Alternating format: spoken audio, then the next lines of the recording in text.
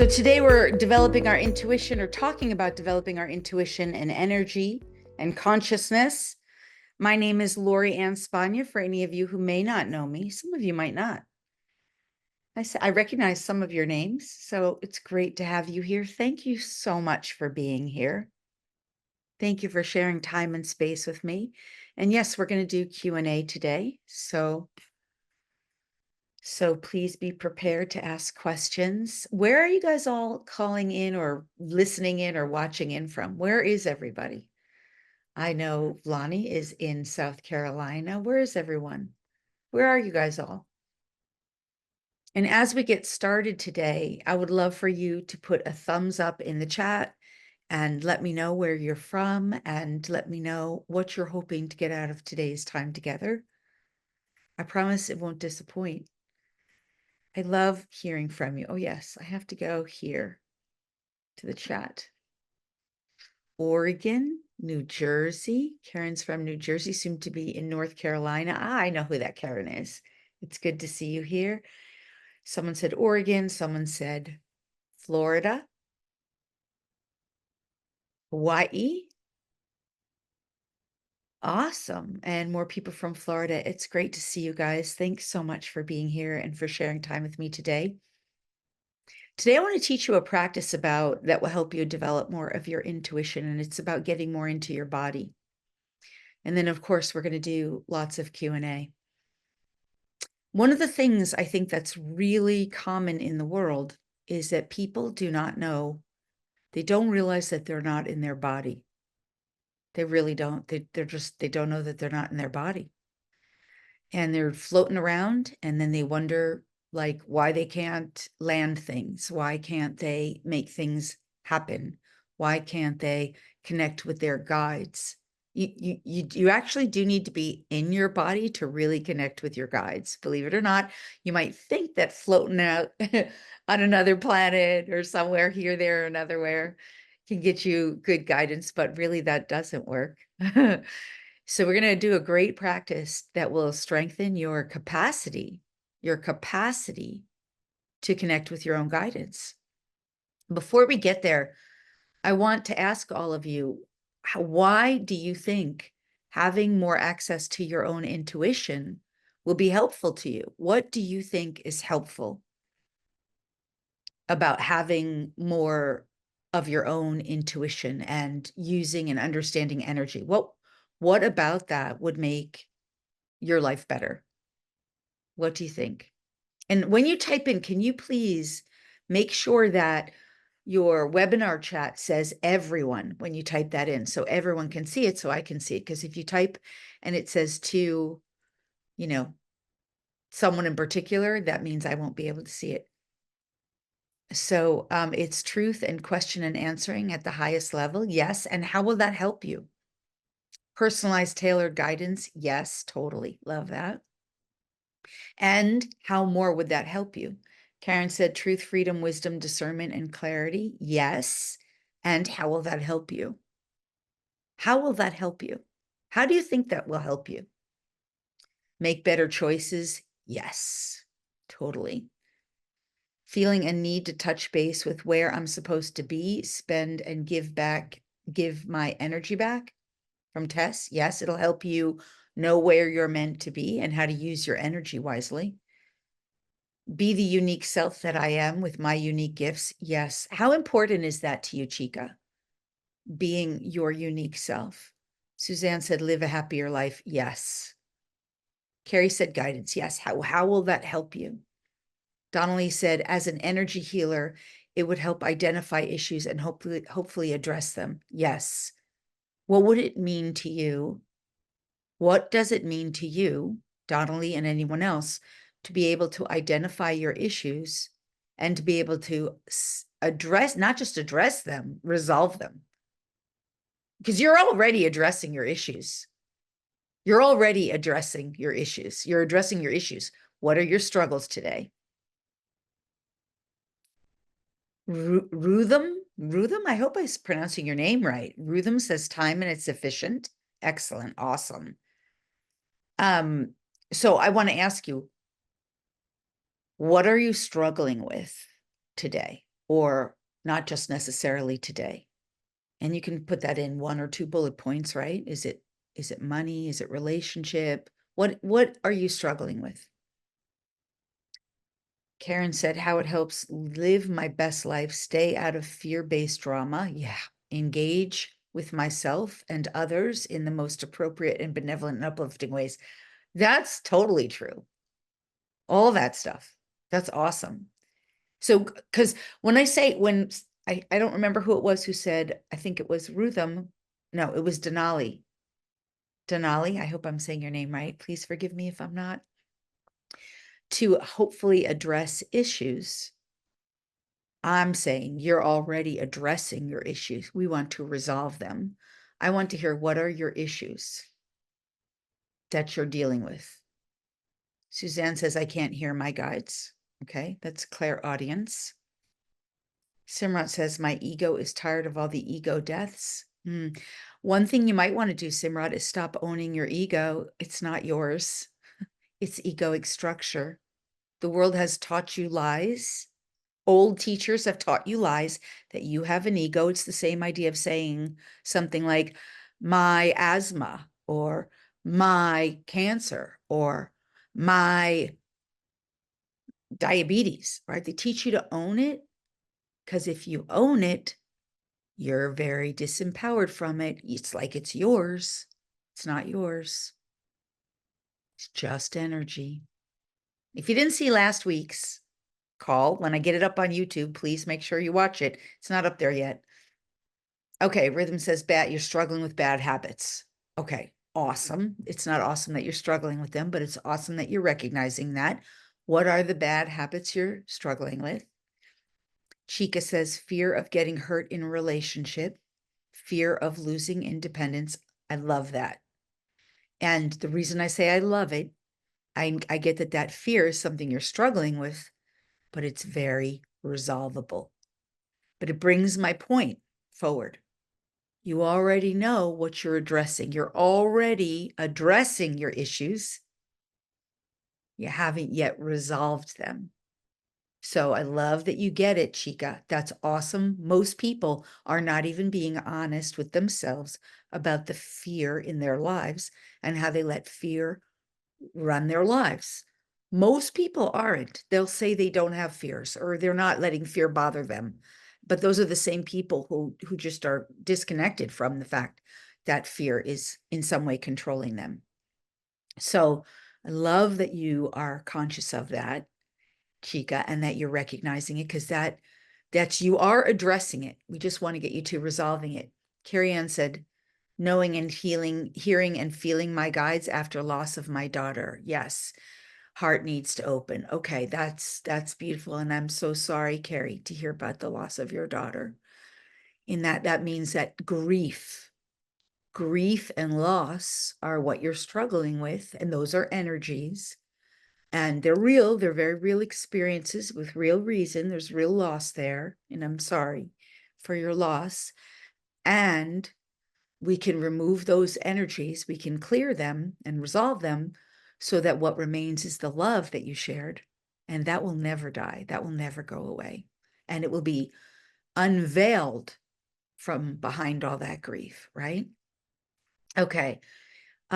Eating too much sugar. So why that is something you're struggling with. Why are you eating too much sugar? And what's behind that? Usually eating too much sugar is that we're looking for the sweetness in life or some kind of enjoyment. And it usually means we're looking beyond what our guides, our guidance, our intuition. Because remember, the whole reason we're going through this is to develop our capacity to be more aligned with our source, right? That's intuition. Intuition comes from being aligned with our source and our own divine team, our higher self that has the perspective, the big picture, right? Can see beyond our wounds and our traumas.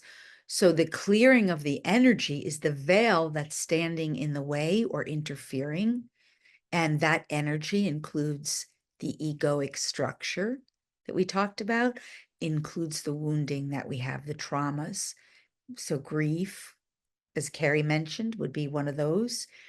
And eating too much sugar would be an example of where we're not really using our energy and our intuition in alignment with our source, right?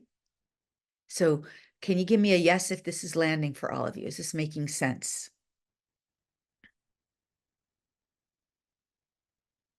Yes, good. Okay, so, and Fran said, being clairsentient, feeling everything, seeing, noticing how to transcend debilitating and excruciating and anxiety and panic. Yeah. So thank you for sharing that, Fran. So anxiety and panic are energy, right? And that energy is in our field because we're here to learn how to transcend it. And that will definitely, that's energy that is blocking us from connecting with our source more fully, because we're always connected. But the energies that we're playing with, right? You might not think you're playing with anxiety or fear or panic or a lack of enjoyment, right? Oh, we just moved some energy for some people. Some people just had an aha. But that's energy and it can be moved, right? It can be cleared out of our field, right? So anxiety and panic, Fran, that energy is what you're playing with. That's what's stopping or blocking you or keeping you stuck right now, or putting you in a space of lack that needs to be cleared and resolved, right?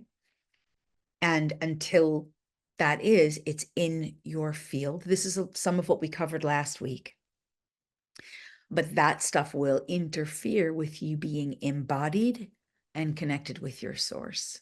Yeah. And then from that place of embodiment and being connected with your source, really fully anchored and connected, that's when you are better able to hear, to see, to feel, to sense your own intuition, right? Okay, I hope that makes sense. Hope that's helpful. So we're just getting in touch with this stuff. And when we have issues of knowing, Karen's putting in what the right and appropriate action is to take, how to act with wisdom, clarity, guidance, and beneficial discernment. Okay, discernment's always beneficial, unless you're misusing it, I guess. Uh, uh, Discernment is a good quality, right? So when I laugh at that because, and I know you, Karen, and I love you so much. So when someone's not using discernment, they're usually blocking discernment with skepticism, cynicism, or doubt. Skepticism, cynicism, or doubt. So when discernment is developed, and there are tools for discernment, there are tools to know how and when to apply it and use it, but discernment, and then by using also intuitive guidance, it helps know that discernment's even better, right? That helps us make better choices with more wisdom and clarity and confidence. Yes, for sure, for sure. And taking the right and appropriate action, I'll give you guys a tool right now, just a simple tool in terms of taking right and appropriate action, in terms of taking the next right action for you. One tool, and there's lots of them, but one simple tool is simply by asking. As your intuition develops, you'll get more clarity on the answer, but just asking the question, what is the next right appropriate step for me to take now? What is the next right appropriate step for me to take now? Just that question, by posing it and not trying to figure out the answer, not trying to give yourself the answer. Excuse me for a second. I just want to take a little sip of water. Hold on just a second.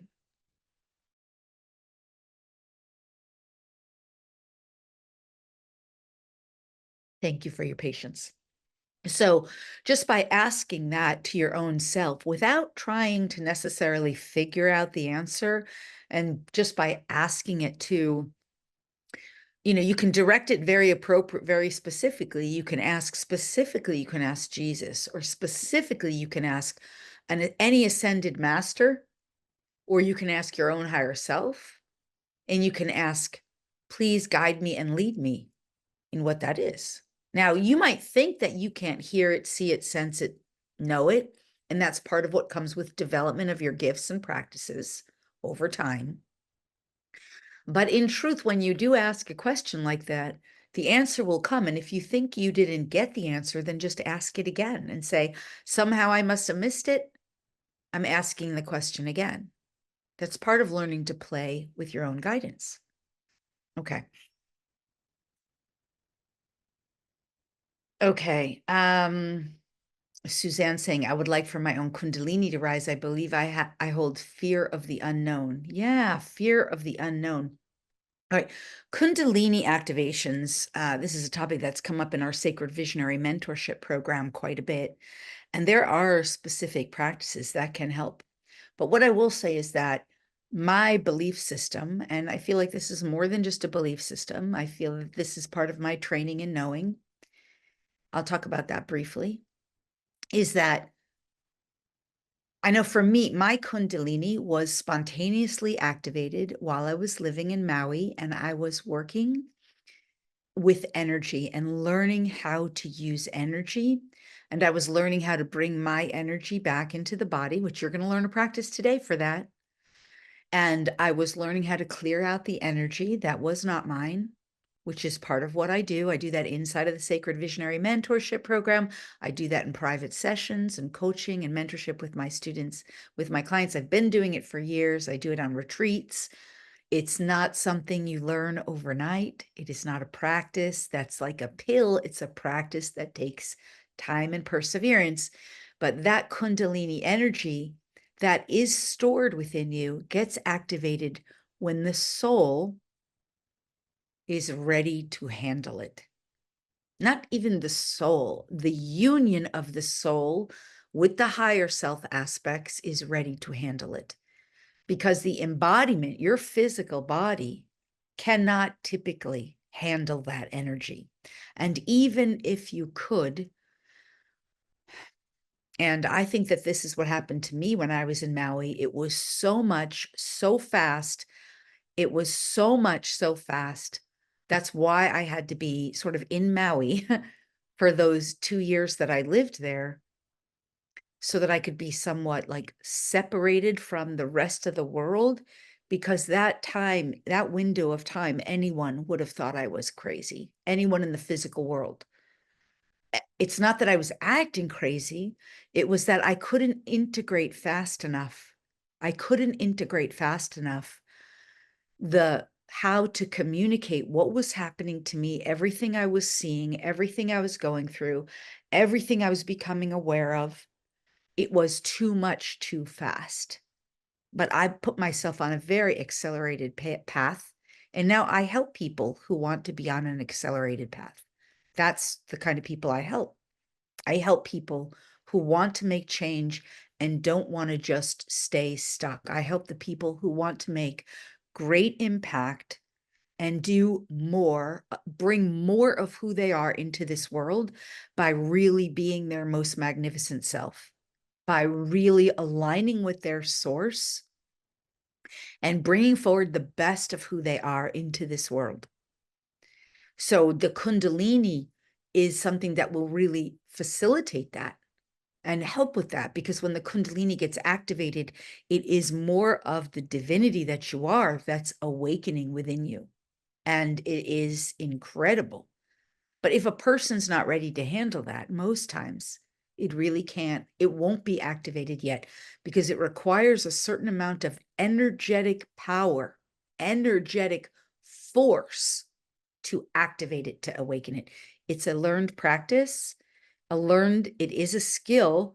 But at the same time, there's a certain amount of development that needs to happen.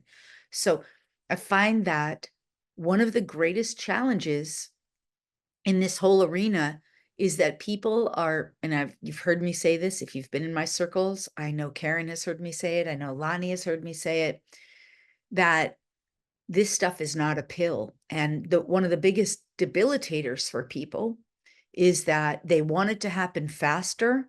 They want it to happen the way they want it to happen, and they want it to happen the way they expect it to happen. And it's going to happen the way source and you unify in accordance with what you're pursuing. So if you're hanging on to a fear, or if you're staying in your comfort zone, or if you think you could just do a little and be comfortable, that's not how the big breakthroughs happen. And Kundalini activation, for example, is a big breakthrough. Becoming a channeler is a big breakthrough in the sense that you're merging and unifying with higher realm teams. Getting really fabulous intuition, if you've never really had really great guidance, that's a big breakthrough.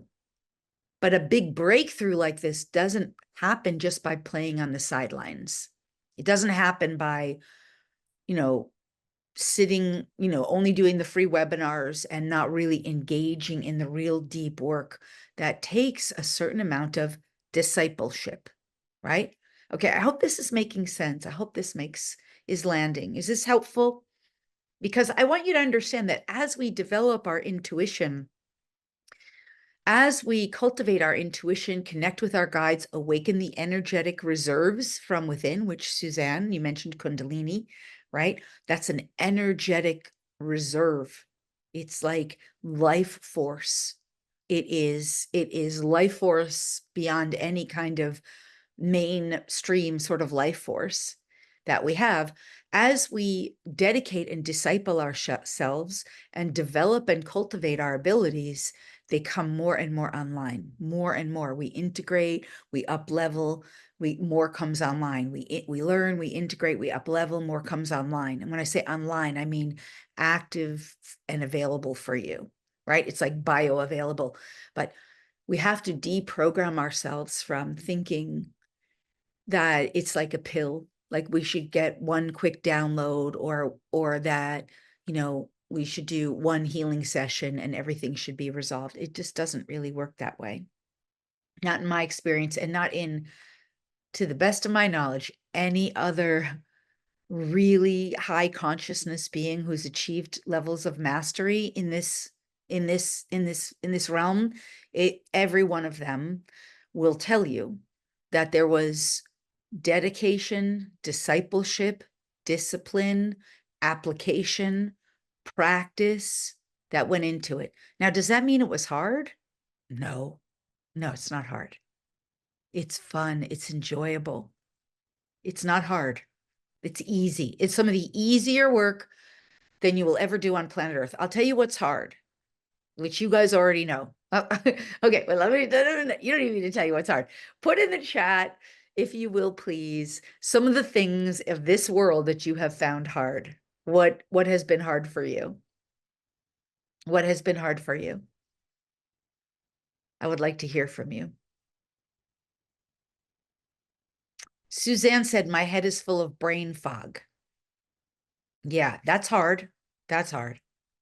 Having a head full of brain fog. What else has been hard for you? Settling down, no longer feeling like I fit in with friends. Yeah, that's hard. That's part of the growth period. That's why you're in the sacred mentorship, right? Because you have a community there of people where you do fit in. Speaking your truth is hard. That can be hard until you get, that's healing, right? What betrayal is hard. Betrayal is hard. Someone put in betrayal. How would it feel like for you, Ruth, to be able to speak your truth more authentically and more, oh, I just got the ding dong of who you are. I'm sorry, I know who you are. Okay, so how would it feel to be able to authentically express yourself and feel safe in doing so, and to know that you could really rise to every occasion where you needed to speak authentically, truthfully, honestly, and to be able to trust yourself? Yes, and Susan just put in trusting self and the universe. That's a big one too. What would it feel like to you, and what would it mean to you to be able to live your life trusting not only yourself, but the universe, the divine? Right, because we've been in this reality where you can't trust. Like, if you can't trust, how are you going to be able to get greater and better intuition, or even trust that it comes in? Do you know, this has happened to me too. swear. Not as much anymore because now my intuition comes through, my guides come through so clear. I know exactly who they are, what they're saying, what they're helping. It's like a conversation, right? I want to share a really amazing conversation I had recently with one of my guides. But in the earlier days, I'd get something and I'd be like, okay, I have to retest that. I have to recheck it. I have to redo it. I have to be sure, right? But if you can't really trust, then that's the kind of thing that will happen, right? It's funny because the beings who love us the most in the non-physical, who are there to help us. And those beings are, they may be ascended masters, they may be divine goddesses, they may be loved ones who have transitioned, they may be your own animal companion, they may be your own higher self, they may be a guardian angel, they may be your animal's higher self, they may be the higher self of your own child. I mean, they might be a universal law. They could be a planetary body or consciousness. They could be an animal you meet on the street, like a frog or whatever. Like those beings who love us and who are here to help serve, support, and assist us, if we're blocking that by not trusting or by not being able to trust or by our own fear or doubt or disbelief or uncertainty, well, then of course that's not going to, that's going to interfere, right? Or if we are energetically carrying a fear of anxiety or a panic attack, right? That anxiety or panic attack energy is going to be blocking. Or if we are in a space where we're just sitting there focused on activating our Kundalini, and Suzanne, I'm not making you wrong for that at all, but just be aware, like if there's some part of us that wants XYZ, we want XYZ. And I have someone in the Sacred Mentorship group. She wants XYZ. She wants this. This is what she wants. And she's missing like all the other things she's getting. Why? Because she's attached to her idea of what outcome she should have or what result, right? So we block ourselves. And if we're not able to allow this to come through because of the energies, right? Then we don't get the full benefits. So I'm going to share a little story yesterday of what, not yesterday, this past month. And Lonnie will be able to relate to this because I know Lonnie. So I've been living in the geographical area of Florida for many years. This is a story of how guidance came through for me. And I've been living in Florida for many, many years. And there was a period of time, 2 years, where I went on the road during 2020, the great lockdown period. And I was on the road more or less for 2 years, although there was a period in there, a window of time in there where I lived in Sedona for almost a year. And but even that, I was kind of like camping out in my apartment that I rented. I didn't move any of my stuff. I just bought what I needed. And there was a lot of long-term stays at different places during those 2 years. But ultimately, I came back to Florida because I really missed the water and I really wasn't done with Florida. And so in the last few months, the call to move has been heightening for lots of reasons. And a couple of weeks ago, I was just in the water and I was just loving being in the water. It was nighttime. I was in the ocean just sitting and it was very flat because this time of year, the water's very flat here.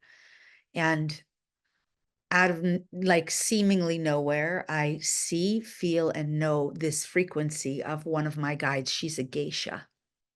And we have a past lifetime, more than one past lifetime together. She looks like Kuan Yin, if you know who Kuan Yin is, divine goddess Kuan Yin, but she's not Kuan Yin. She and I lived together as geishas in another lifetime. She was the house mother of the geisha family.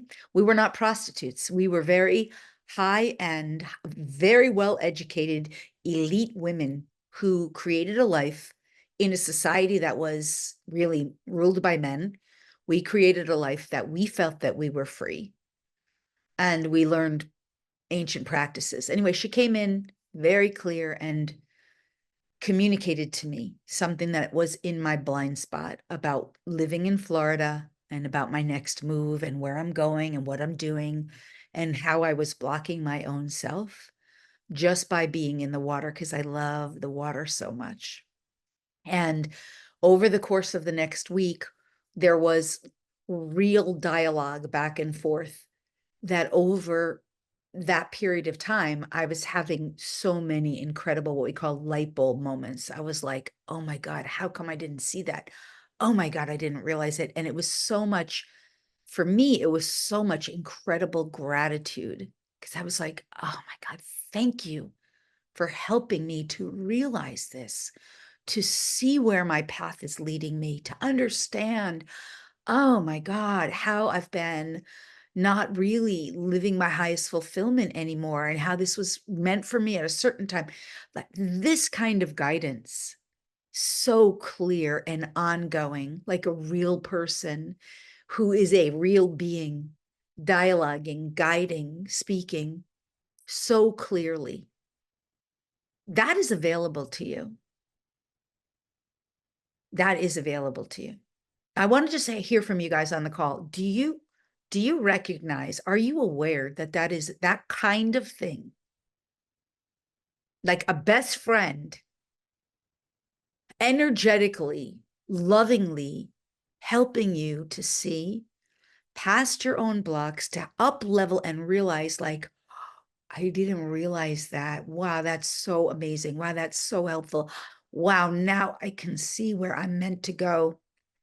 Wow, now I can make a better choice. This taps into what Karen was saying earlier. Wow, now I really get it. Do you guys get that that's available to you? Can you give me a yes in the chat? Denali says, yes, that's what I strive for. Karen says, yes. Suzanne said, yes. Okay, good. Ruth says, yes.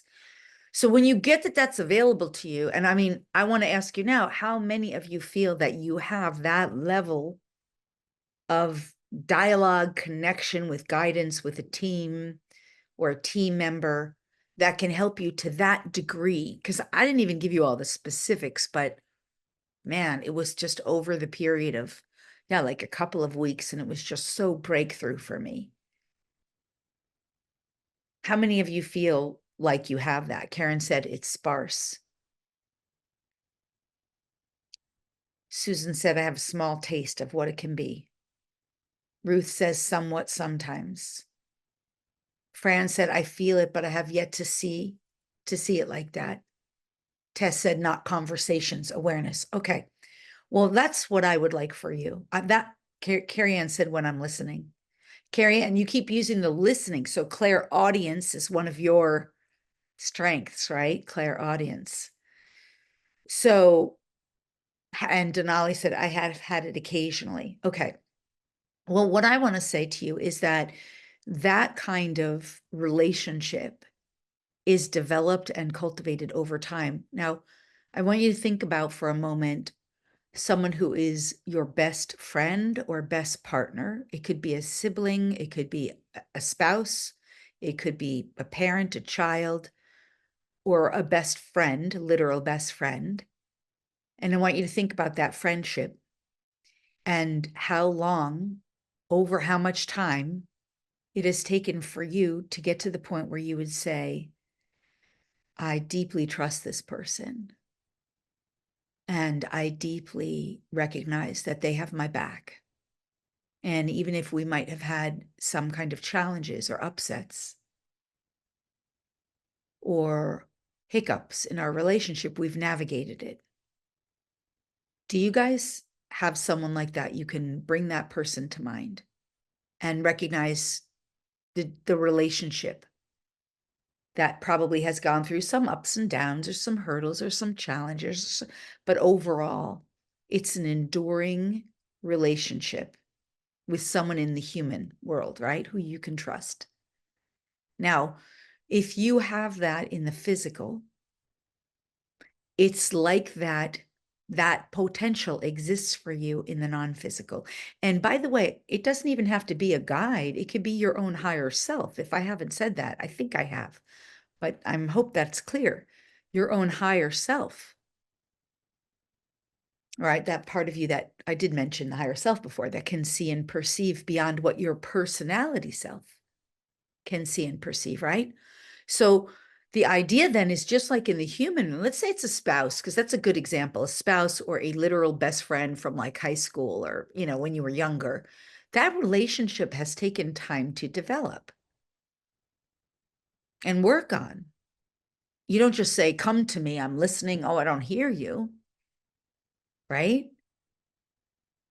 And so the practice of really, really playing with your team and your higher guidance, that practice and the various kinds of practices that you can develop over time, those practices, those are what the discipleship is.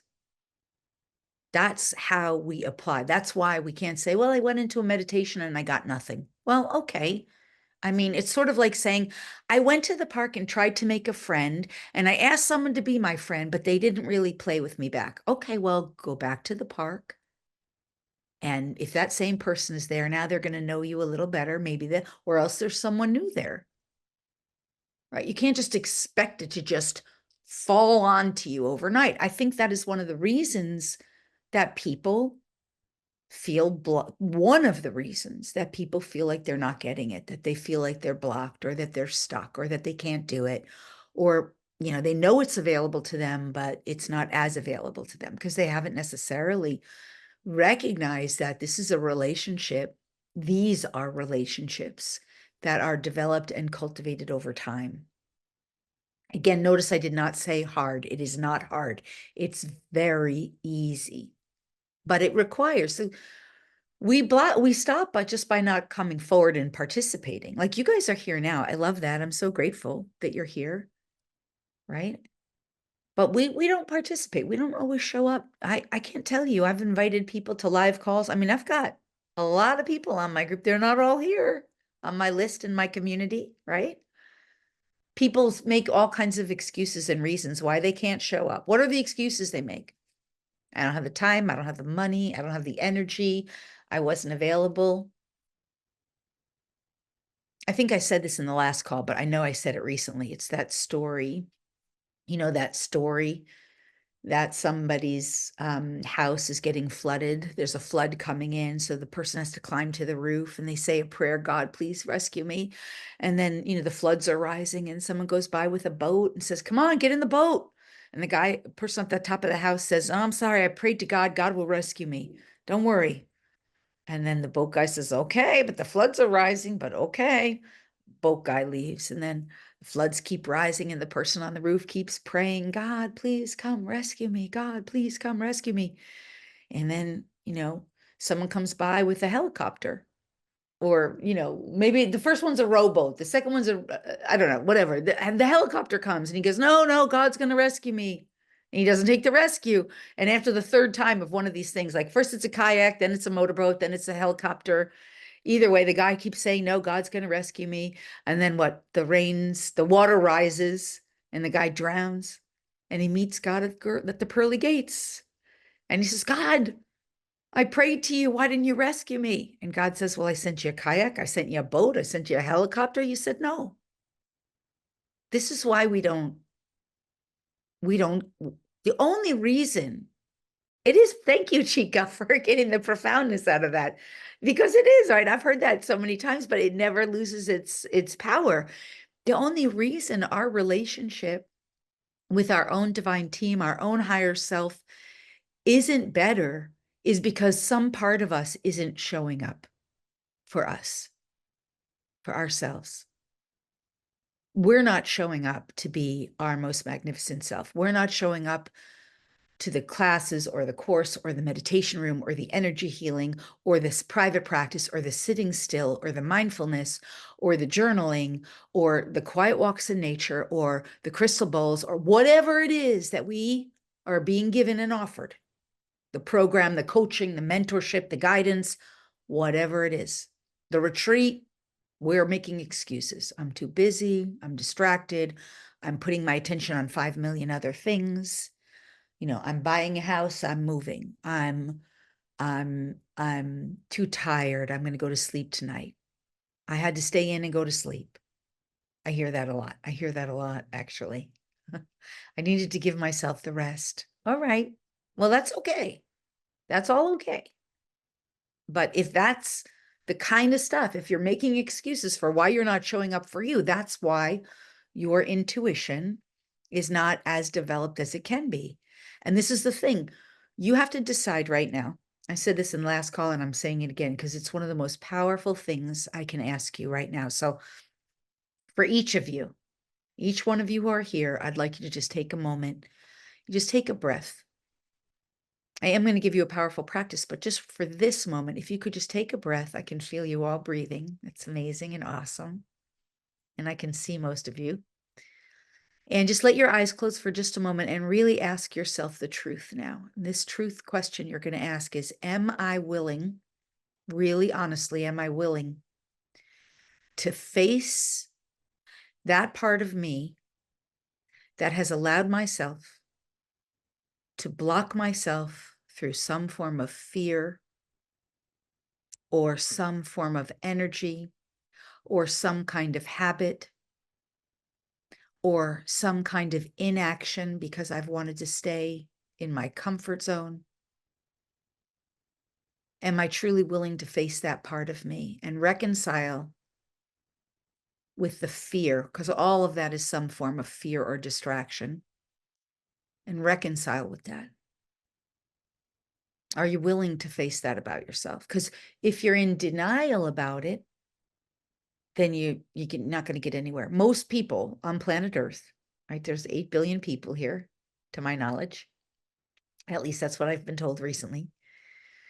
There are 8 billion people, and the vast majority of them are being stuck in their own hamster wheel, right? They need to pay the bills. They need to make money. They need to put food on the table. I mean, I honor that. I get that. I get that. You know, they need to survive. They're in survival mode. They need to pack up their house and move. They need to, whatever they need to do. And if you're not in survival mode,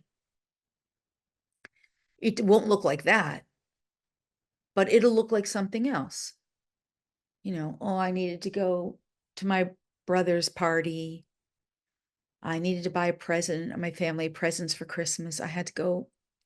I mean, what are all the have-tos? You know, I had to walk the dog. I had to do this. I had to do that. I had to take care of this. That's all stuff in the physical world that distracts us and blocks us and stops us from the real calling, which is the practice. And it's only the practice, the discipleship, that will bring us more into alignment with our source, with our team, with our guidance, and the clarity that we're looking for, the solutions. So we're not just addressing our issues, we're coming up with the resolutions. Okay, is this landing? Does this make sense? How did you guys feel? How do you feel? What decision, this is the decision, when it comes to, are you willing to face that part of you that has been controlled by fear, where you've given your power away to fear? How do you guys feel about that? Are you willing? Are you willing to reconcile, to know that that's a part of you that has kept you from what you are wanting? Yes? No? Maybe? Chica says yes. Suzanne says yes. Awesome. Ruth says yes. Harry said, I always want to go straight for the all source. Therefore, I feel like I'm not looking for my guide, but it's not what I really want. I know it has to do with trust. I like what you said about the higher self. Yeah. Thank you. I'm glad. And Tess said, been walking away from that fear all of this year. Good. So when you say walking away from it, Tess, does that mean you're leaving it behind? I want to tell you something I did in Maui. It was one of the biggest mistakes I ever made. I didn't understand, but it ultimately served me. When I got my Reiki master, I was living in Maui and I got my Reiki, I got initiated into Reiki as a Reiki healer. I'm sure most of you are probably familiar with that. It's a kind of energy, if you're not familiar with it, that allows for healing. And I got my Reiki, I got my level 1, then I got my level 2, then I got my Reiki master, then I got Reiki master. I don't know. There's so many levels of it, right? So I could teach others. And at the level of, I think it was the Reiki 2 energy, because by the time I got to master, I realized it was a mistake, but I did it oh no, it was level 1. Right. And by Reiki 2, I still didn't quite realize I hadn't changed it yet. I was just still trying to heal the mistake that I made. But the mistake was I asked to face all my fears. Very big mistake. So 2 years I was doing that. Yeah, you don't need to face your fears. You just need to be able to clear your fears. But in order to clear, heal, and resolve them, in order to do that, you have to be willing to acknowledge, to reconcile with them that you have them. You do have them. If you've been living in this reality, you have them. And those fears might be the excuses you make that Carrie just put in there, the excuses that you make. It might even be the idea that you have an ego and that you own it. That's something I teach about in Sacred Visionary. And a lot of my interviews I do, it might be the anxiety or panic. It might be that you don't have enough time. It might be money fears, fear of commitment. It might be the attachment to one particular thing, whether it's a Kundalini activation or anything else, or it might be an attachment to the way guidance should come through. When I had my geisha guide come through, that in this particular story that I was just telling you about when I was in the water, when she came through, I was just in the water. I had no attachment to anything except my love for the water. I was thinking, actually, what I was thinking was, I love the water so much. I love this so much. How will I ever leave this? That's what I was thinking. I did ask a good question. I just wasn't in the moment looking for the answer that immediate. I had no attachment.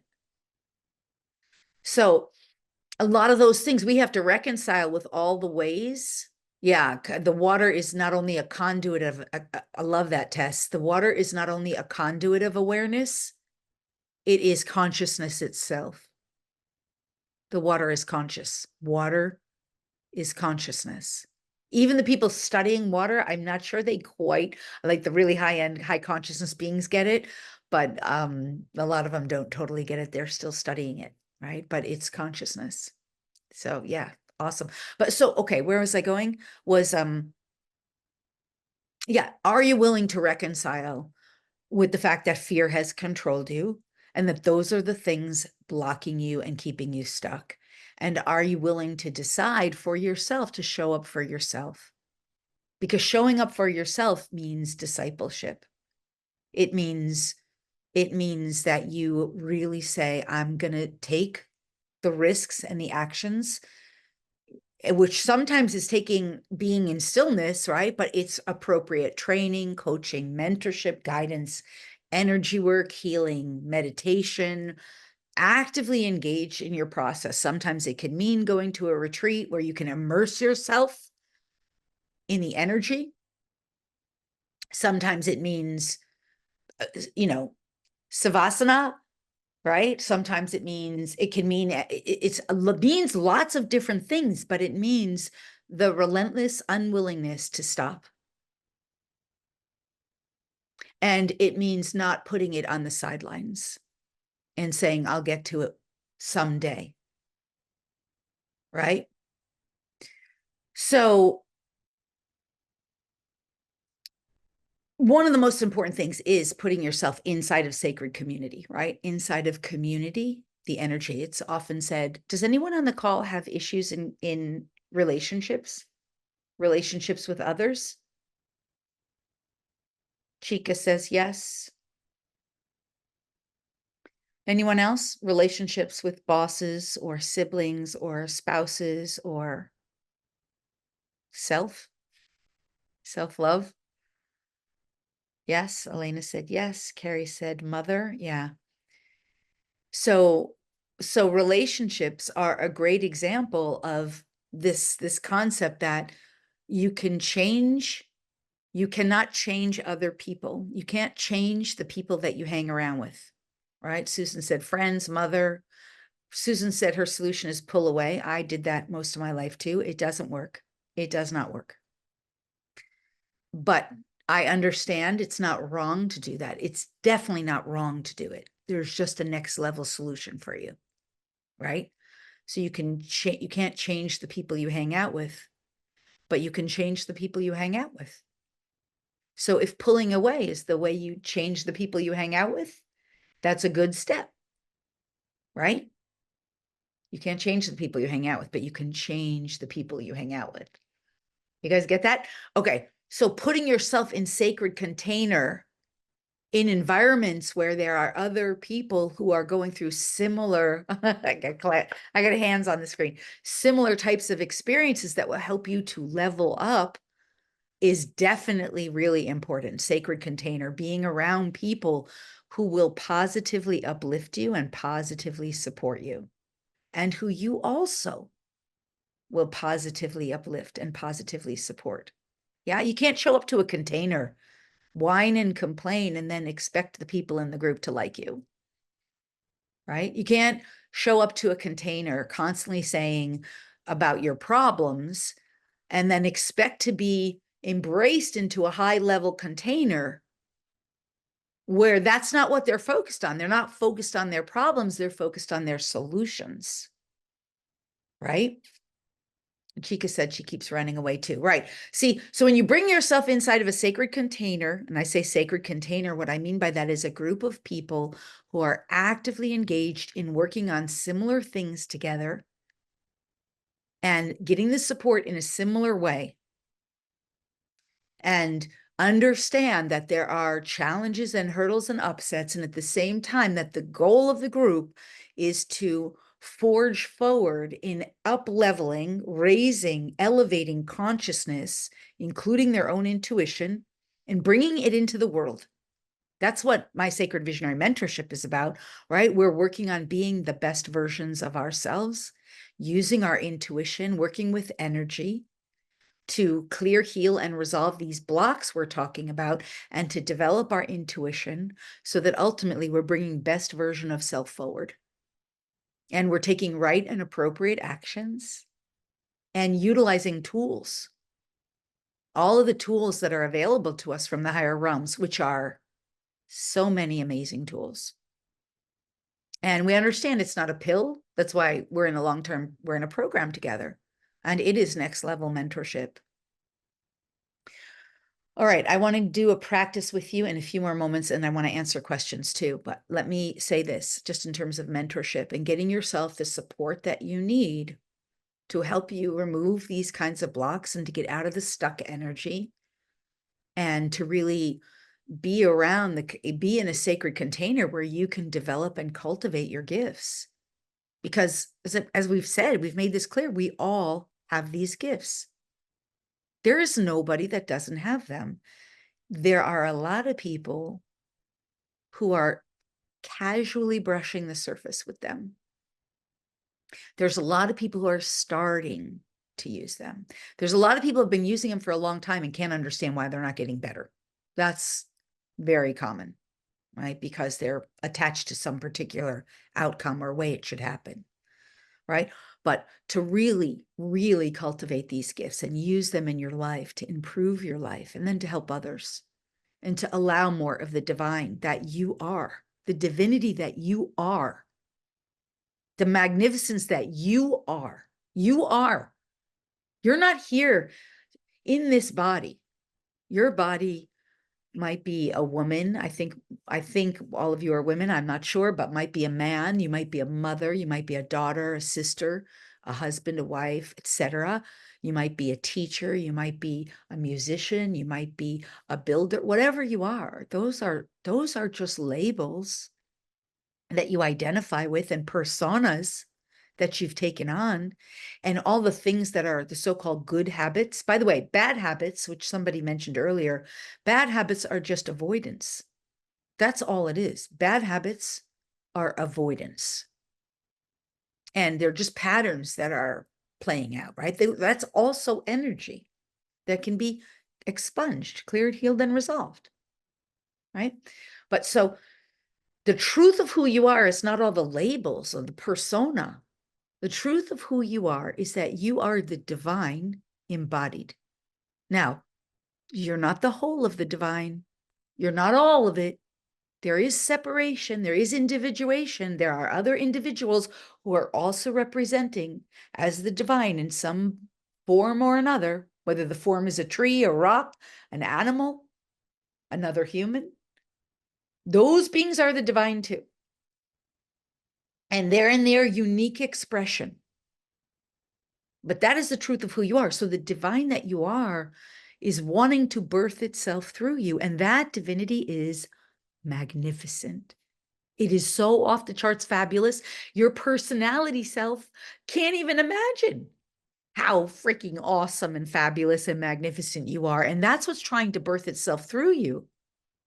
And the guidance is to help you to reclaim that. To reclaim that, whether you're building a house, or constructing some kind of new land or development, whether you're a musician, whether you're a teacher, whether you're a dog walker, whether you're an animal rescuer, the divine wants to birth through you as the magnificence that you are, the splendor that you are, with all of those gifts, to bring that through into this reality, this physical world.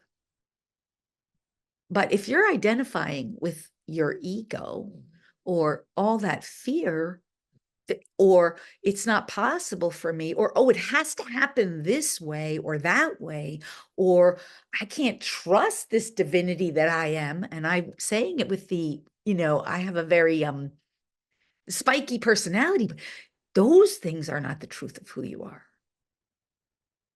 So it's our job to disciple ourselves, to put ourselves in right containers where we can be uplifted, where we can have challenges and obstacles and hurdles naturally that do happen in this world, because this world is not an easy world, right? This is not an easy experience. We didn't sign up for easiness, but the one thing that is easy, the one thing that is easy is developing the practice over time. When I say the practice, I mean many different forms of types of practices that align you with your source.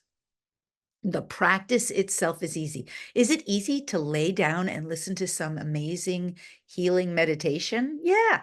Is it easy to just be in the space of energy where you're blissed out? Yeah. Is it easy to get loving guidance that says something like, I believe in you, go this way, turn that way? Yeah. All this stuff is easy. What's not easy is making sure that all the things that block us and keep us stuck don't block us and keep us stuck from getting into the practice so that we can become the magnificence that we are. Okay, does this make sense? Is this landing? Is this making sense for everybody? Y'all with me? Big time, yes? Love that. Thank you for sharing. Sharing is caring. I love when you engage. I don't know how this Zoom got set up. I can't see your faces, which is kind of a bummer, but I can see all your beautiful comments and all your sharing. I like to see people's faces. I guess it's because we made it a webinar. All right, so beautiful. Thank you for your sharing, and it's making sense. Awesome. So what would it mean to you? What would it mean to you to really start letting more of that magnificence that you are to come through, that brilliance? How much do you think that your life could improve?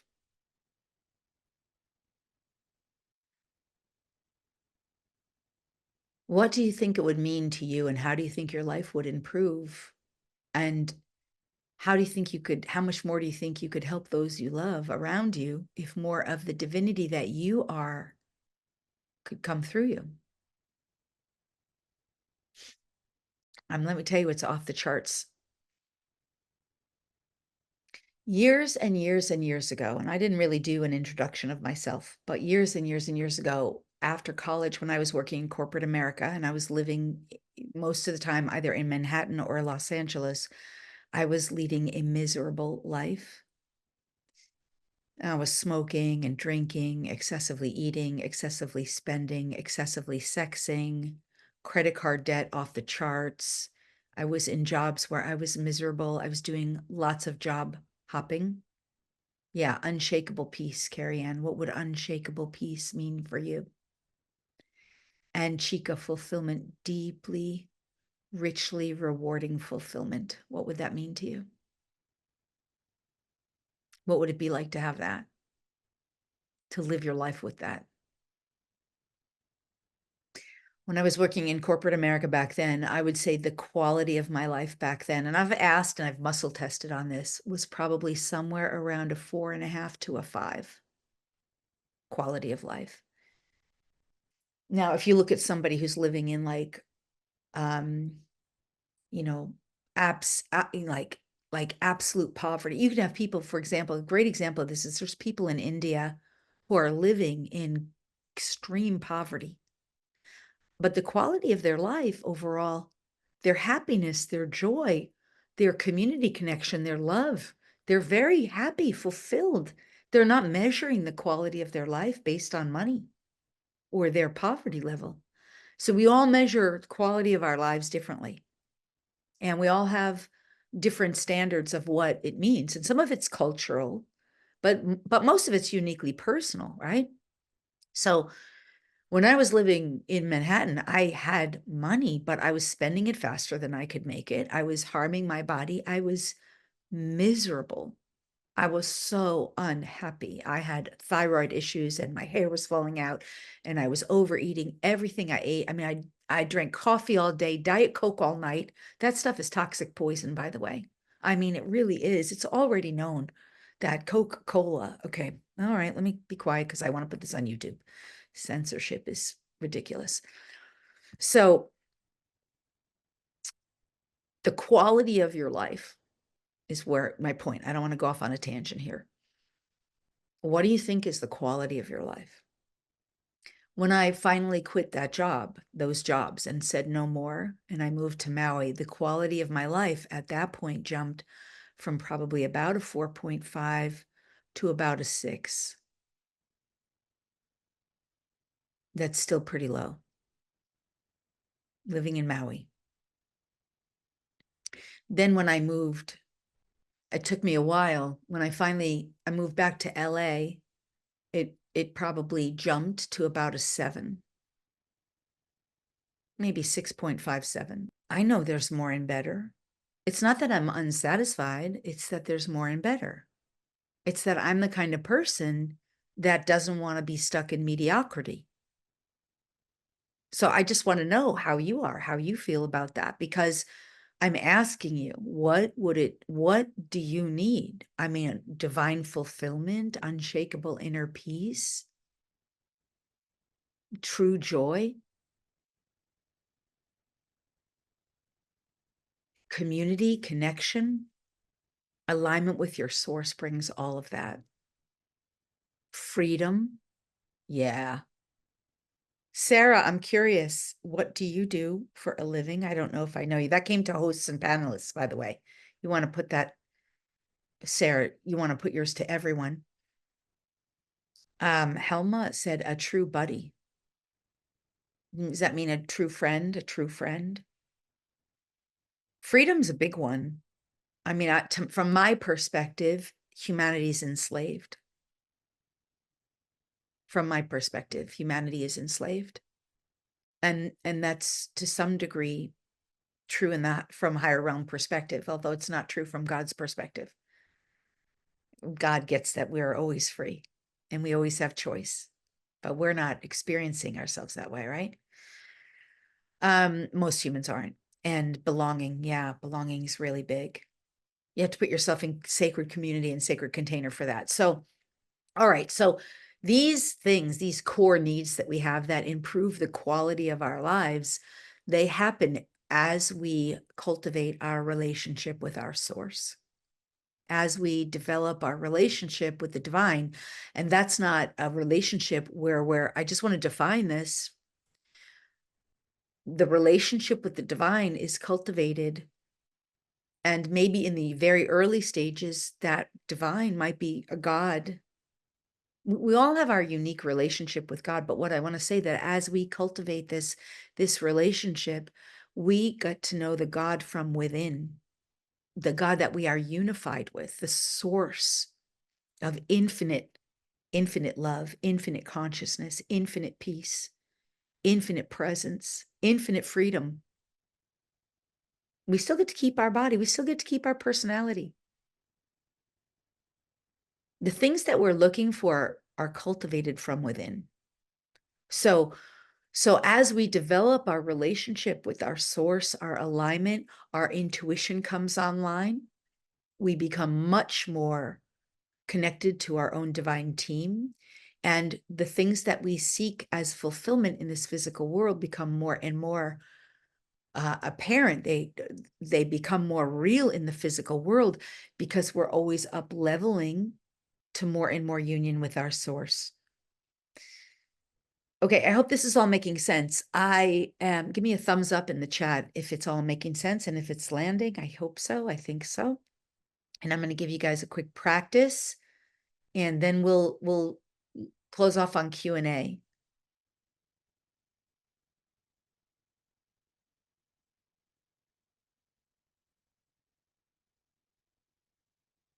Yes.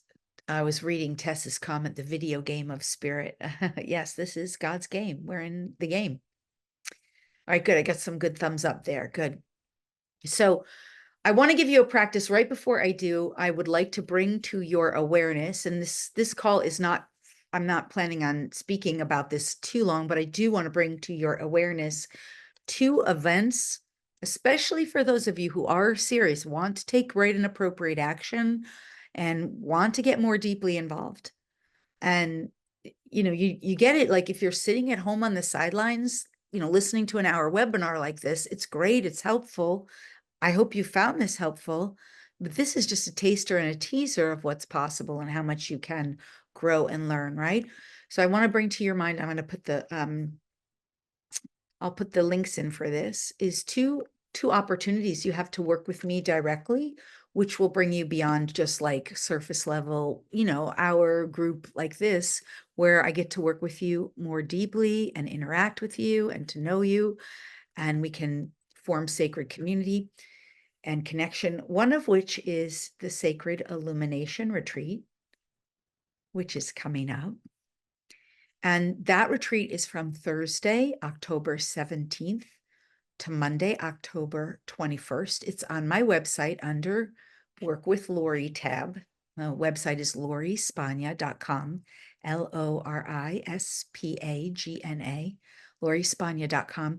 I put the link in there on the webinar chat so you can see it and you can click on it. It's from Thursday, October 17th to Monday, October 21st.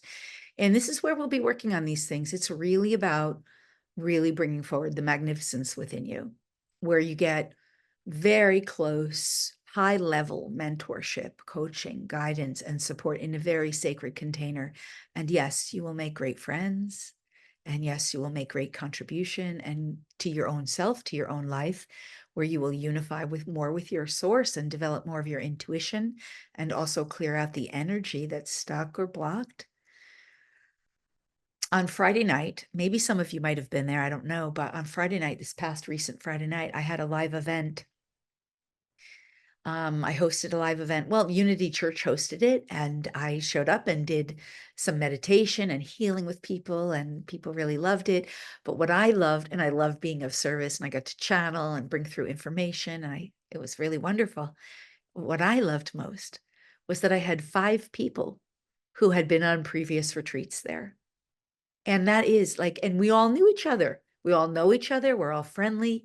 And not only that, but, and Lonnie, you weren't there this time with your daughter because you're in another state right now, but like, we all know each other. We all ask about each other. We have lifetime friendships, bonds, and connections.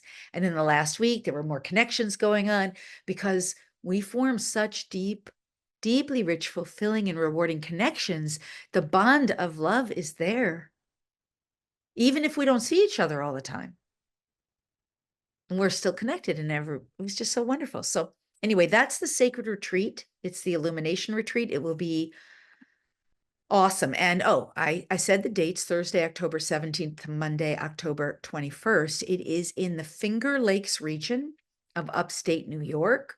Specifically, it is right on a lake in, I don't even know how to pronounce it properly, Canandaigua, I think, Canandaigua Lake. It's a beautiful, pristine area. So we will be playing and doing energy work and meditating and doing healing and channeling and clearing and guidance. And I would love to have you join me. And I will say, I have not raised the rate on it yet. It's still got a very, very reduced rate. If you click on it, you will see that the rate is not what's posted. It's lower. Right now, you can still get amazing savings.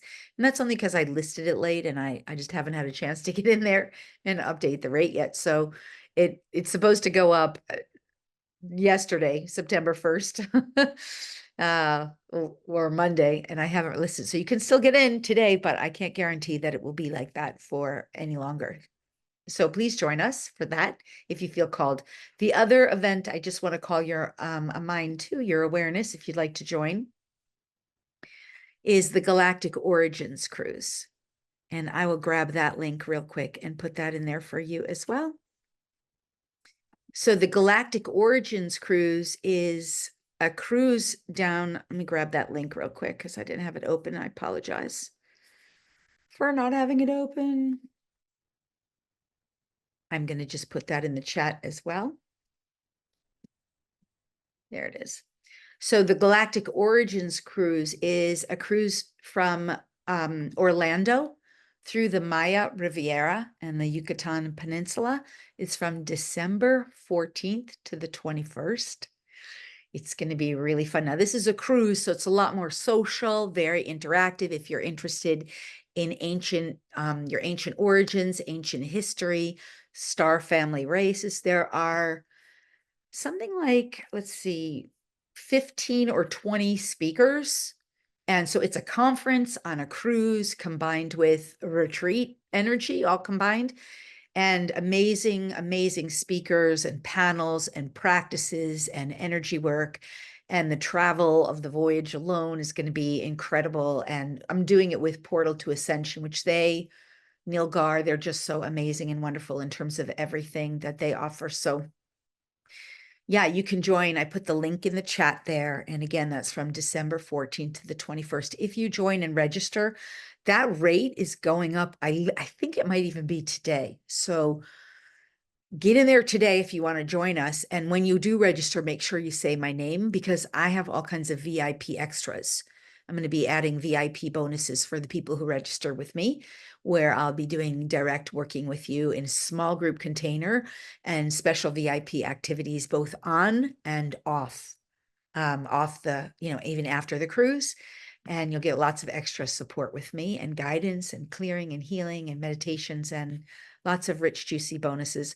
I'm going to do a call to focus specifically on these coming forward. I realize I'm not spending a lot of time on that right now, but I did want to bring those to your awareness for those of you who would like to join us on the Galactic Origins Cruise. You will make lots of friends, lots of community, and you'll be surrounded and immersed in this kind of practice and this kind of work that really helps progress you. All right. So let's do the practice first. I want to do this practice to help you get more deeply anchored in your body. It's a very simple and easy practice, and you'll love it.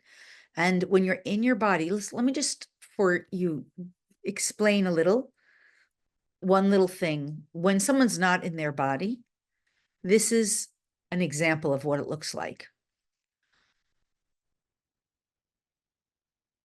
They're not here.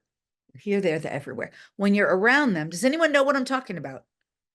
Here's an example of what it sounds like when someone's not in their body. Okay, let's go really fast. We're gonna go right here. We're gonna go right there. Get this.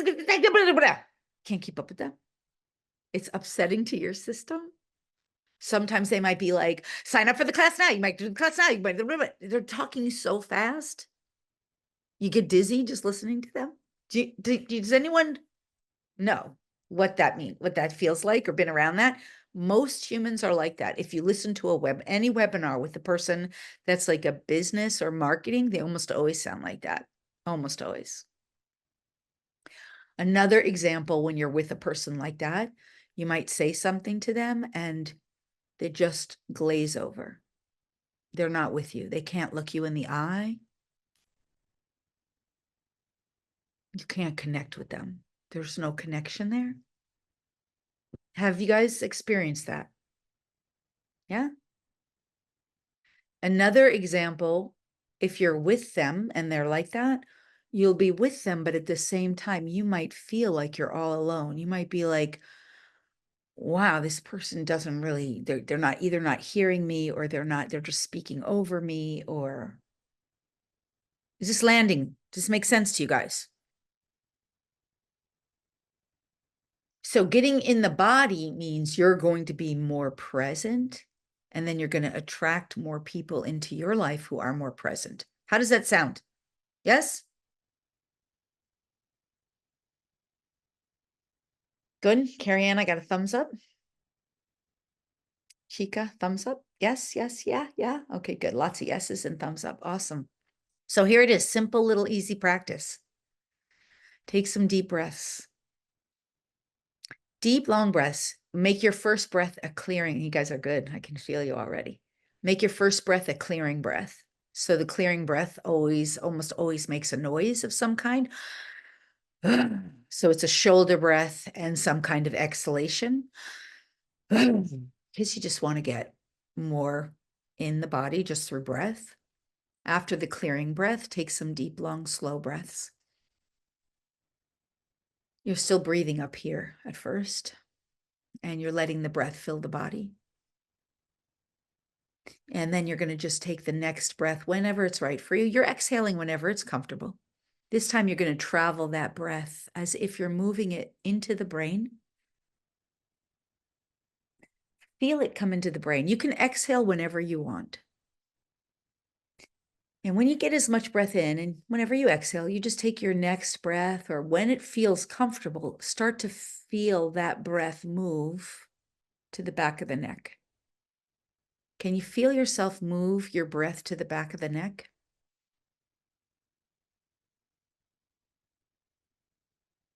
Can you feel that? Now you're exhaling whenever you want. The next time you're going to move it from the back of the neck down the spine. But I want you to go with the breath.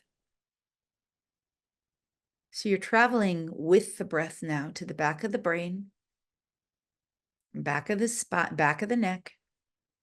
And now just feel the breath go down the spine, all the way down the spinal cord. Again, you can exhale whenever you want. You just pick up wherever you left off, or just at the same place. You just take your next breath straight through the brain, back of the neck, down the spine. Now, when you get down the spine on the next breath, this time, you want to bring your whole self into that breath. Bring your whole self. It's a practice. And drop all the way down so that you can just feel yourself, your whole self sitting on the chair where you're sitting. And then move a little forward into your womb space or your reproductive area. And then move a little forward into your belly space. And then move a little forward into your heart. Now wiggle your toes, because some of you are feeling a little light. Wiggle your toes, move your ankles, and open your eyes if they were closed. Now, how does it feel to be in your body? Can you feel that? Can you feel that difference? You guys all in la la land? It does make you feel good. How does that feel for you? What's everybody sensing? Carrie's doing hands, felt great, Karen says. It's a very simple practice. How about the rest of you? Come on. Let's hear from you. Felt tingling? Feels calming. Yes, calming. Imagine calming is in the vibrational bandwidth of peace. Calming is in the vibrational bandwidth of no anxiety, no fear. It's part of what helps you to remove that fear, part of it. Taking up more space within, yes. Relaxing, yes. Peaceful, yes. Can you see how when you're in your body, you're more at peace? This is why when we talk about unshakable inner peace, such an easy practice. Now, when you're at peace, what happens when you're at peace? What happens is, listen, I want you all to listen right now. Use your regular ears and listen to your environment. Are you aware that you can hear with more pristine clarity? Can you hear the sounds that maybe you couldn't hear before? Or can you hear them with more specificity? Is that a word, specificity? I think I said that word right. The refined sounds. Can you guys hear that? Anyone? Yes? Yes. Yes. I got a lot of yeses now. You see getting in your body? Now, when you talk about clairaudience, getting guidance, can you see, sense, realize being in your body is going to serve you better than being out of your body? By the way, if you do this little practice before you get on stage and speak publicly, or before you go to a meeting at work, or before you're about to have even a difficult discussion in a challenging relationship, can you see how this could really help you? Because you're more grounded, you're more at peace within. Yes. Easy practice. Was it easy? Can you please, if anyone did not think that was basically pretty easy, Chica's saying more observant, yes. If anyone didn't think that that was basically pretty easy, please let me know. It's okay, right? It just means you have to do it a little more. Just means you have to give yourself permission to not be wrong about how you do it, or not expect a particular way for it to go. Yeah, it's more grounding. You're in your body, more in your body. It only takes a pause. Easy. It's an easy practice. And right away, everybody's ability to hear is a little more sharp, clear, and everybody's saying grounded and more peaceful. Everyone, all of you. I mean, if somebody's not, let me know. So simple practice. Okay, I'm going to use the last few minutes. I hope this is helpful. Is this helpful to you guys? This has been helpful. Yeah, helpful. Yes, thank you. Heart's good. Awesome. So I want you to remember how this helped you, because this is the kind of practice and work that we do in my circles. This is the kind of work we do. It's easy, it's fun, it's enjoyable, it's fast, quick results, and we build on this. And if you want more of it, please, of course, I would love to have you at the Sacred Illumination Retreat. I'll put that link in again. Or at the Galactic Cruise. This is the kind of stuff that I do with my circles, right? With my people. So I would love to have you. And also, please, of course, there's the Illumination Retreat. I'm going to put this video up on YouTube. When I get it up there, please, of course, share it, because that helps. I always say sharing is caring. There's the 2 links for those again. You can check them out. Make sure if you're going to join us, do it as soon as possible, because I know the Galactic Cruise rate is going up, and I'm going to increase the rate on mine as well. Okay, now with that, I'm going to use the rest of our time, which I have about a good 15 minutes. I can do questions. So for questions, if you would put those, not so much into the chat, but in the Q&A section, right? Because that way I can directly address them. Let me see. Because yeah, I'm on a webinar rather than, there it is. I like seeing your faces, but we made it a webinar. So here we go. Okay. Chica says, I've not felt at home anywhere across the USA. Would you be able to get my guidance on where is home and where I can put down my roots? Okay. I can do that. That said, I could also pull a rabbit out of a hat. Like, we would need to work together a little bit more and have a little bit more time than 5 minutes on a call with someone who I've never met before. Psychically, I can give you some guidance psychically, but what I would rather for you, I know you want the psychic guidance, because I heard you. How did I know? Because I can hear you. I have to very telepathic. Okay. But I will tell you this is not just about your location. There is a lot more for you. This is definitely what is coming from guidance. You're looking for a new location, but you haven't yet learned that okay, this is a saying I used to say, so please forgive me for the languaging, but it's something I used to say years and years ago, and it's lighting up as true for you. Wherever you go, there you are. I always used to say, wherever you go, your follows you. Your follows you. So what I'm meaning to say is that, wherever you go, there you are, is because you're looking for a place thinking that your geo is going to change your reality and it will help. And that's true, but you have inner work to do regardless of where you go. And the inner work is a lot of similar to what we've been talking about today that will help you to find more of a right place, because right now, the right place isn't really fully revealing itself to you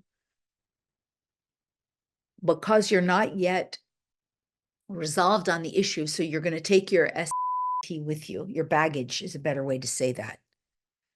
So you have to work on your baggage so that when you find your right place, and I know this isn't the answer you want to hear, but it's the answer I'm being given to give you, that when you find your right place, it will be more at home. Home, this is energy healing too. If I was working with you and if we had more time, I could do this with you, but it's definitely, you can come to another class, you can come to another call, you can, do more, but home is within. When we can't find home, it's because we haven't developed home within. Home is always within. Home is within. I want you to breathe that in, Chica, because home is the energetic vibration of being within. One of the things that has been my intention to work on, and we've started to work on it in the Sacred Visionary Mentorship Program, is helping people to find their true core frequency, their true core vibration. When you know your true core vibration, that is the energy that you are most at home in, the energy where you feel totally at home within. You can go anywhere. That's why I could travel across the country for 2 years in a car during lockdown because I was always at home, no matter where I was. I'm always at home. Some environments are where I'm supposed to be at certain times. I was being called to Sedona. I was being called to Mount Shasta, but, and I love the water in Florida, but I'm at home wherever I am. And that's what you need to cultivate, right? That's energy work. That's energy clearing. So I hope that makes sense. I hope that's helpful, Chica. Okay, Ruth is asking, is it okay to talk to others' higher selves without getting permission, such as neighboring cats, family, friends? Okay, this is a really good question, Ruth. So it's always okay to talk to a higher self of someone without getting permission, unless and except it's never okay to talk to the higher self if you want something from them. This is a very advanced question. If you're trying to get them to do something for you, or if you want something from them, then by talking to their higher self, you're using what we could call a secret or covert agenda to try to get them to do something, or because you want something from them. So in that case, that is not okay, because that's a form of manipulation. In this physical world, we're not supposed, that's a tool of the dark. And I know you're not a person of the dark. You're just asking a question innocently to learn. So that's fine. It's always okay to talk to their higher self if you are just, hello, how are you? Thank you. I wish you peace. Namaste. Or if you're working out some kind of a trauma. So for example, if you needed to talk to a version of a parent figure, And you just need to, you know that you can't talk to that human in person, and you just need to say to them, you need to talk to them and communicate maybe some trauma that you've had, or some way that you've been hurt, or you need forgiveness, or you need to hear something like some kind of apology or trauma resolution. And that's not that you're trying to get their human self to do anything. You're just trying to work through something that you know their human self cannot be engaged in, like can't handle, because they're not at that level. This is another example that's perfectly acceptable. In those cases, we set up sacred space. There's a very important type of protocol to do that, so that we're not invading another's free will, so that we're simply just trying to heal ourselves or resolve an issue, right? Another, like talking to an animal. Hey, how are you? Hey, Mr. Toad. Of course, you can talk to the higher self, right? The toad himself is not going to open up his mouth and start talking to you, as you know. So of course, any animal, even another person's animal, you can talk to them. But again, this is a fine line. Not if you're trying to extract something private and personal to their human, because that's private and personal to their human. But if you meet a dog on the street, hey, how's your life? Hey, what's it like being a dog? No problem. No problem. So this is a very advanced question, Ruth. And these are etiquette, right? It's what's ethical, what's aligned with integrity. And we learn these as we elevate. We learn these because the universal laws teach us this stuff. When we overstep, for example, when I was in Maui, I overstepped in some of my practices. I did not know as well. I was going through a divorce at that time. I did some kind of psychic spying. I did some things I wasn't supposed to do. I suffered a punishment, not a punishment. It wasn't a punishment. It was repercussions. Repercussions. I just didn't know. I made mistakes. I learned. Right? And that's part of learning and growing. And if we make mistakes and the repercussions happen, there's law of cause and effect. We'll say, when you do this, this is what's going to happen, kind of thing. So it's part of learning and growing. And we just always set our intention that we never, ever want to cause harm. We do our best to only do things that are of the light and that don't cause harm. So I hope that's helpful, Ruth. I hope that answers your question. Okay, I'm gonna pop over here. I don't have too much more. I have a little bit more time. I can go to 50. I can go till about quarter of. I'm gonna go, Fran. Have you ever thought of doing online group events for those who are caring for family members and their resources are taken up in that care? Also for those who are going through an illness and unable to leave. Okay, I'm not entirely clear on the question, but have you ever thought of doing online events, group events, which I do those? I mean, this is one, right? This is an example of one. And I do DNA activations. That's an example. And I just finished completing a 2-part class on developing your intuition. I did a 2-part class on developing your energy work, learning to do energy work. But you're asking specifically for those who are caring for family members and their resources are taken up in that care. In other words, in other words, for people whose resources are taken up in the care. So this is a gifted event for the community, right? Friday night, I did a gifted event. So I do gifted events. I think that's what you're asking. And for those who are going through illness and unable to leave, meaning their physical body, I think you mean. And I have not done that specifically, but in the Sacred Visionary Mentorship, nothing's ever off limits. And it isn't something I couldn't help with. So I do help with that stuff. I mean, I've helped with a lot of animals and their transition. So I think what I'm answering your question, Fran, I hope I've got it right, is do I ever help people through issues of unable to leave their body or working through that? And that's something I can help with. That would probably be more private mentorship, or else inside the Sacred Visionary Mentorship, nothing's ever off limits in there. But when I do things that for people who have whose resources are used, I do gifted events. This is one of those, right? Okay, I hope that's helpful.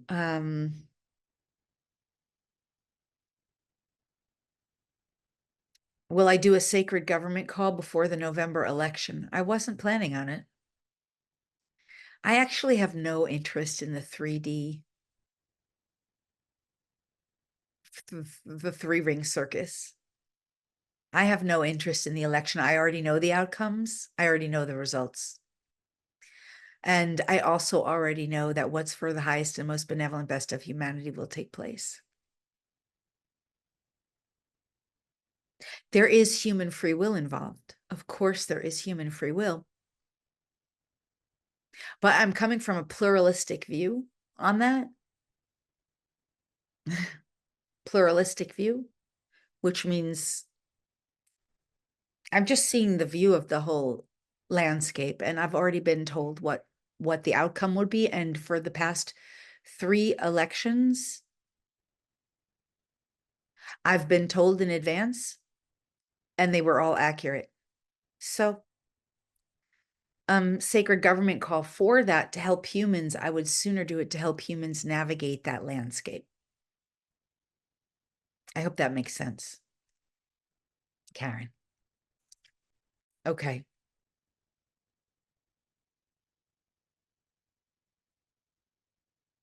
All right, Ruth, your other question is yummy, and I want to address it, but I want to hop back over here to Elena. And she's asking about her little sister, who's 13 and loved the practice. And she'd like to know if you have any advice for someone her age who is starting to develop her own discernment. Oh God, I love the young kids. Love the young ones. They're so good. They're like so on, right? Oh God, they're just so amazing. Oh my God, I love having a younger girl. Okay, first, Lucia. I hope I'm pronouncing your name right. Get yourself, I mean, I have younger girls. We have a younger girl, Lonnie's daughter, who comes on the retreats, comes to all my events, and she's in your same age range. I've had a lot of teenagers come on retreats. Put yourself in circles around people who are doing this. Go to Reiki circles and healing circles, groups like this, meditation groups. Get your mom or your Aunt Elena, to bring you on retreats. Put yourself around this and in this energy circle, because you will, man, by the time you're 21, I mean, just get yourself in the circles and the environments where we're doing this kind of work. That's number one. As much as you can, as often as you can, whenever you can. That's number one. Number two, this is something, there's a lot of things I could teach you, but not in this moment. I would start learning very basic muscle testing, which I teach that in all my classes, all my workshops, all my retreats. You can learn it very easily. It's something a 13-year-old can learn right away. And in fact, Elena, you might be able to even teach it to her because you know it. I know you know it. So I would learn muscle testing. And if you don't know it, it's not something I have time to teach now because I have my Sacred Visionary mentorship starts. But that's something I would learn for you, because a 13-year-old can learn that very quickly and very easily and start using it to develop your discernment, because that's the question you asked, to develop your discernment. And I would start practicing trusting yourself, Lucia. What does that mean for a 13-year-old? Whatever you do, let's say you're going out to dinner. Let's say your mom and your dad or anyone's taking you out to dinner, and you have to pick something from the menu. Ask yourself, without even looking at the menu first, what would my body like to eat? And then just get a sense, just start to trust yourself. Okay, I'm hearing that my body would like soup, vegetable soup. Okay, I'm going to have that. And then look on the menu for it. If it's not there, get something similar. Just start trying. Let's say your family's going to rent a movie or go to visit a movie, go see a movie. And everyone's saying, what movie should we see? close your eyes and ask, what kind of movie would I like to say? Would I like to see a love story, a drama, a horror movie? I advise against that, but whatever, a documentary, what would you like to see? Ask yourself, and then just trust it. What kind of food would I like to eat? What would I like to do today? What would I like to do today? This is, by the way, 13-year-olds asking question. Everyone can benefit from this question. Everyone in this group can do this. Okay, how would I like to spend my day? What would I like? Do I want to go to the beach? Do I want to go to the dog park? Do I want to go for a bike ride? What do I want? What does my body want? What do I want? I think I want a bike ride. Trust yourself. Go do it. Even if you don't like the bike ride, even if you did something and, as long as it's never harming yourself or anyone else, obviously that goes without saying. And as long as you're not causing yourself any problems or any, you're not meant to like fight your parents on something. You're just meant to say, you know what, this is what I'm hearing. Would this be okay if I get this food, even if you're saying I should get my spinach? Okay. You can even make little negotiations. Let's say mom and dad say you have to eat this spinach. I'm just using an example, Lucia, right? They say you have to do something. You can say, okay, I hear you. I'll honor what you're saying. I get it. Spinach is good for me, but my guidance today is telling me to eat pizza. And I know pizza's not as good, but could I have the pizza and the spinach? Would that be okay? Because you're learning to trust yourself. And that's what's important, right? And maybe pizza's not a good example because pizza's not as healthy as spinach. But my point is, I want you to practice and feeling and sensing what's coming from within you on simple things, what to eat, where to go, what to do. And always know, as long as it's not harming you or causing you or anyone else any problems, right? That's not what you're here for. You're just here to learn how to follow your inner guidance. Okay? We always honor our parents. Obviously, I'm not your parent, and I'm glad your aunt is with you. And so she's your guardian right now, but I want you to start trusting what you get from within. Okay. I hope that's helpful. Let me know. All right. I'm going to come back and circle back around to just eat the toppings and not the dough, but Carrie said. Okay. I want to circle back to this question I saw from Ruth, if I can find it again. What's your take on the many channels who are channeling regarding 3 days of darkness and banking crisis? Those channels, if that's what they're saying, are not reaching the highest level of consciousness, and they're probably channeling. You're asking me about the channels, and I don't know who they are. I mean, I think I do. Sometimes I do, but no, they're not. They're channeling fourth dimensional consciousness. That was too much for me to resist. Most channels, including some very, very famous channels, are channeling entities, not who they think they are. And I've been developing this for the last couple of years, the ability to know the difference. So I feel pretty confident and certain in my answer, but I didn't always know that. It's just because I'm on my path continuing to grow, and I've been developing my discernment more and more. But most channels are only accessing fourth dimensional consciousness. Fourth dimensional consciousness. And, entities come through and they identify as all kinds of beings. Sometimes they're benevolent. Sometimes they're serving the greater good. Other times that's the information they have, or it's filtered through the human's consciousness. It's a lot of times the stuff is just filtered. So I'm not discrediting every channel. I just don't believe that either of those things. 3 days of darkness is so old. It's so old. That's been around forever. People have been saying that. Years ago, I used to believe it. Years ago, some of my oldest stuff. It's just not, that's not what it is. It's not happening. And even if there are 3 days of darkness, where what that would mean is that the grids go down, right? That's basically what that means. The grids go down, no electricity, no. That's how I'm translating that languaging. Wait, let me just rephrase it. Get the right words.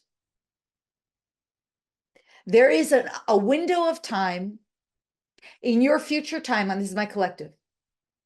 There is a window of time in your future timeline on Earth where this potential still exists. And this would be recognized as what is called, has been identified as the null zone. This period of time is significantly far off in your future, not any time in the next few years. This window of time may or may not be 3 days. It may not happen at all. It is simply relevant. It is a relevant window of time where stillness will be restored, consciousness will be restored. It does not necessarily or directly mean that there will be 3 days of darkness in your physical landscape, nor does it necessitate that your so-called grids, etc., your technologies will completely be turned off or go down. The potential exists. It is not a requirement, nor is it written as absolute. What is absolute is that there will be a period of time where humanity is, and not just one window of time, it is beginning already, it has started, and it will continue to escalate and evolve and elevate humanity. This window of time has already begun, and it will intensify increasingly over time to such a period of time known as the null zone.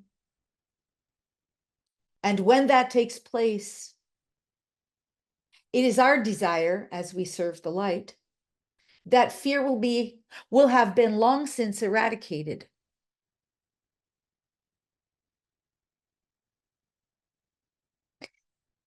And that this stillness period will simply be a great reset. Once again, we wish to emphasize that this is already taking place. It is already underway. It is simply a matter of how humanity chooses to experience it. The exacts and the precise, as you are asking and inquiring about 3 days of darkness, this is simply misinformation, disinformation, inaccurate information.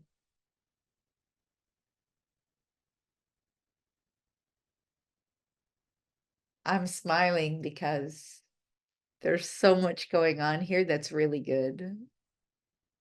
I need more time with this. What you must recognize is that there is an agenda of the light. This agenda is for humanity to continuously be freed and liberated from the enslavement of fear. This is happening now, gradually and gracefully, and will continue to escalate. The period of time known as the null zone is simply the opportunity for humanity to restore itself to a new way of being and existing. By the time this happens, it is our hope and intention that humanity, from its free will choice, will be ready and choose to undergo that period of time in the most graceful and benevolent, and in the words of this one here, best ways possible. Okay. Is that helpful?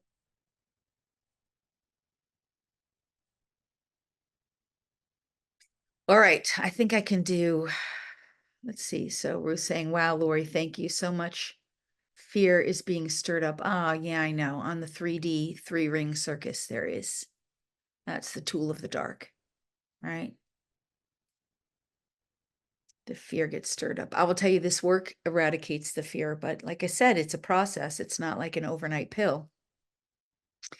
All right, Fran said, thank you for the clarity on Ruth's question. I feel called to stay out of the third play as much as possible. Good for you, Fran. And Tess says, I also see the darkness as a reset. I'm glad you spent extra time with this. Thank you.